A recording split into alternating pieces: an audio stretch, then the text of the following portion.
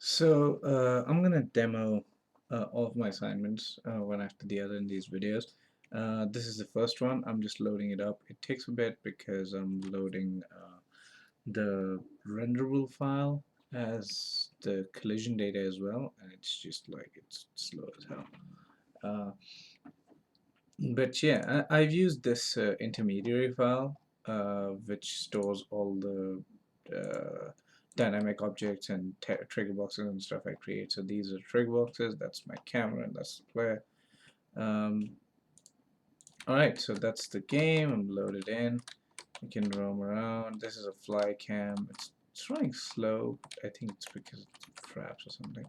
I don't know. It should be faster than that. So I can move in any direction with this. So it's easier to navigate. So the first thing that I can do is, for example, I can select any object like that, or like that, or like that, or anything. And once I have it selected, if I hit space, then it saves it out to file. So that's one of the things I can do.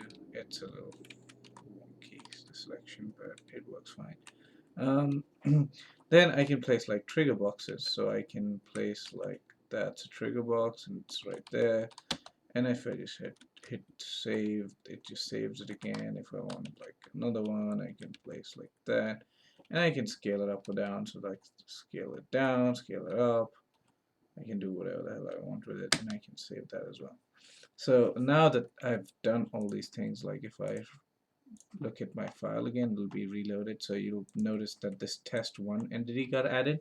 I've changed this in later versions where it doesn't say test1, but for this assignment it did.